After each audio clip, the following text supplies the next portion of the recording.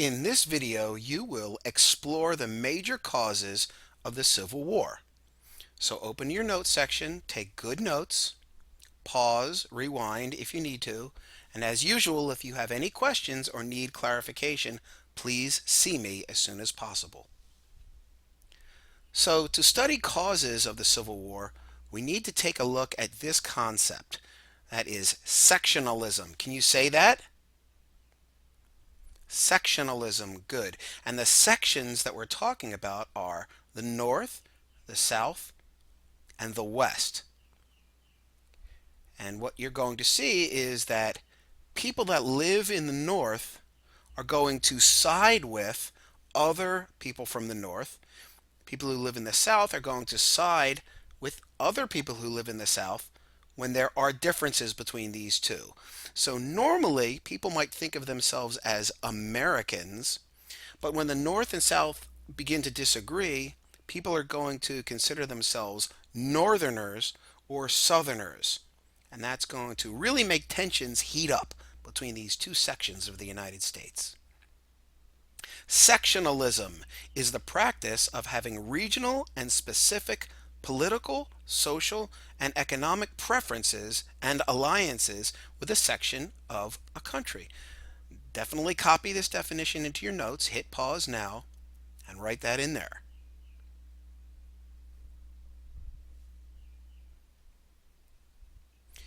If economic and political differences between regions become severe, people often develop loyalties to their region rather than to the larger political unit, such as the state or nation as a whole. When this occurs, sectionalism has developed. So again, when the United States has fought wars against foreign nations, people consider themselves Americans. They get behind the United States of America. But when the North and the South start to disagree with each other, they're not going to think of themselves in the larger political sense, the United States. They're going to think of themselves in relationship to their region or their section, North or South. This is kind of an example, maybe help you get an idea of sectionalism in your mind. When the Ravens and the Steelers play each other, just about everybody in the NFL chooses one side and hopes that they defeat the other side. Even though people might like other football teams, or they might just say that they like football in general, the rivalry between these two teams is so emotional that people have a tendency to pick one side over the other. They're not neutral. They don't wish both teams good luck. They want one team to beat the other team. And that's kind of like sectionalism with the North and the South. There were major economic, social, and political differences between the North and South in the mid-1800s. And these terms are going to be very important. Economic, social, and political. That's because these are how the differences between the North and South are manifest. In other words, these are the specific issues that Northerners and Southerners disagree on. And some of those are economic differences, the tariffs, political differences over states' rights, social and economic disagreements about slavery, and all of these are tied together through fanaticism, and we'll talk about what that word means.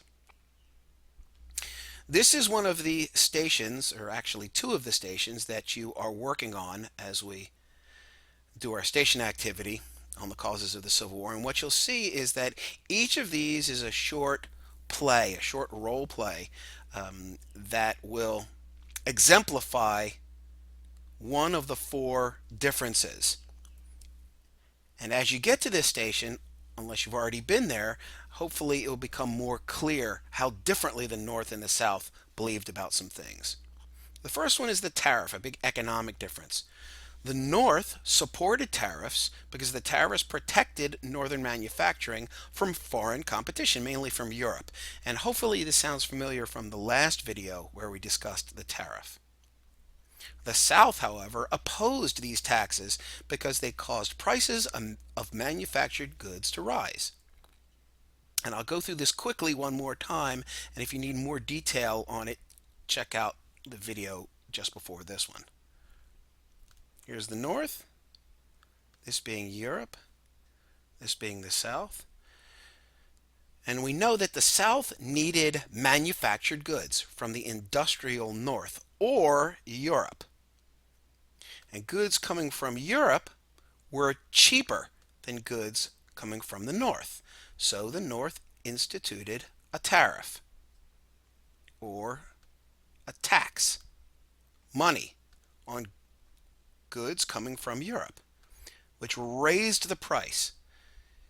And goods coming from Europe to the South became so expensive that the South was forced to buy from the North. And this angered the South, and this was one of their differences leading up to the Civil War.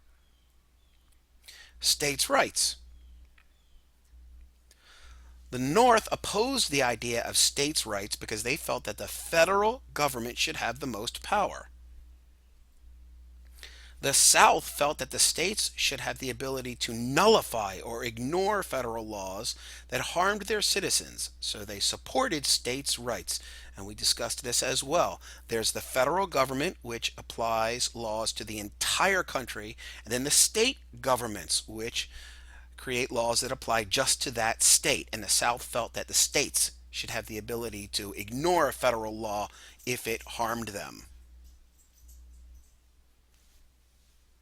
And you can see here how the states in the North disagreed with the states in the South when it came to the division of the country. And slavery was the big issue that they disagreed on. Which brings us to our next difference. The North grew increasingly opposed to slavery because it was considered immoral. People in the North just believed that slavery was wrong and it treated humans inhumanely. The South was in favor of slavery as it was a key part of their economy. Slaves worked for the plantation owners, gathering crops, and those crops were sold to the North and also to Europe. And that is how the economy ran in the South. And the slave owners believed that slaves were needed to keep their economy running. This is an actual sign or a screen capture of an actual notification. You can read that on your own if you would like. And lastly, there was fanaticism, and the root word here, actually fanatic is the root word, but you might have heard the word fan. If you are a huge fan of somebody or something, then you worship the ground they walk on, or you follow this football team religiously. If you are a fan, bet you didn't know that that was short for fanatic.